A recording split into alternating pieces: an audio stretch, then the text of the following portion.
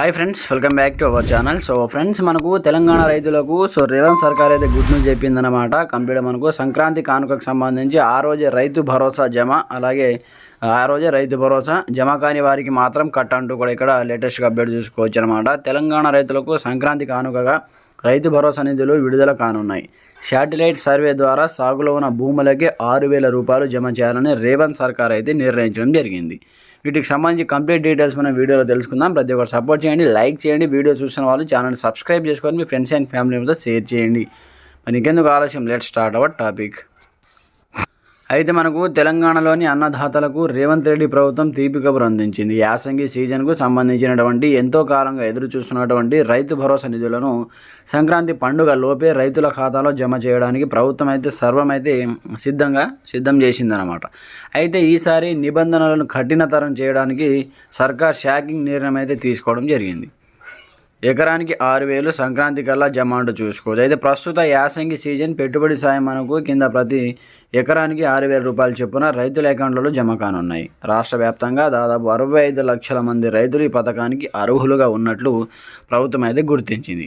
ఇందుకోసం సుమారు 9,000 కోట్ల నిధులను విడుదల చేయడానికి ముఖ్యమంత్రి రేవంత్ రెడ్డి గ్రీన్ సిగ్నల్ ఇచ్చారు. యాక్చువల్లీ మనం కంప్లీట్గా 9,000 కోట్ల రూపాయలు అయితే రుణం అయితే అవసరం అవుతుంది. వీటికి సంబంధించి గ్రీన్ సిగ్నల్ కూడా ఇవ్వడం జరిగింది. 65 లక్షల మంది అర్హులుగా గుర్తించి మిగతా వాళ్ళకైతే కట్ చేయడం జరిగిందన్నమాట. అయితే మనకు శాటిలైట్ సర్వేతో అనర్హులకు చెక్ అయితే పెట్టడం జరిగింది. గతంలో సాగులో లేని భూములకు రియల్ ఎస్టేట్ వెంచర్లకు కూడా నిధులు వెళ్తున్నాయన్న ఆరోపణల నేపథ్యంలో ప్రభుత్వం ఈసారి పక్కాగా వ్యవహరిస్తుందంటూ కూడా చూసుకోవచ్చు.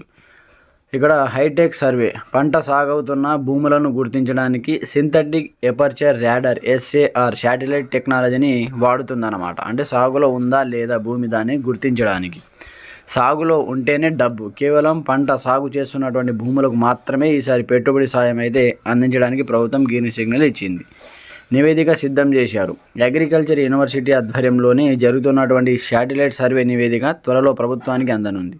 ఈ నివేదిక ఆధారంగా సాగులో లేని భూములను అనర్హులుగా తేల్చి జాబితా నుంచి తొలగించనున్నారంటూ చూసుకోవచ్చు అన్నమాట.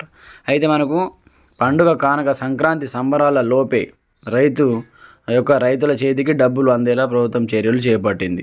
పక్కాగా గుర్తింపు, IT మరియు శాటిలైట్ డేటా ఆధారంగా కేవలం నిజమైన సాగుదారులకే లాభం చేకూరనుందంటూ కూడా చూసుకోవచ్చు అన్నమాట. అనర్హులకు కోత, సాగులో లేని భూములు, బంజరు భూములు మరియు రియల్ ఎస్టేట్ భూములకు ఈసారి రైతు భరోసా నిలిచిపోయే విధంగా చర్యలు చేపట్టడం జరిగింది. సో ఇది మనకు వచ్చేటువంటి లేటెస్ట్ బ్రేకింగ్ అప్డేట్ అనమాట. సో ఇంకా మీకు ఎలాంటి సందేహాలున్నా కామెంట్ సెక్షన్లో తెలియజేయండి. ప్రతి ఒక్కరు సపోర్ట్ చేయండి, లైక్ చేయండి, ఛానల్ని సబ్స్క్రైబ్ చేసుకోండి. Thanks for watching this video. జై హింద్.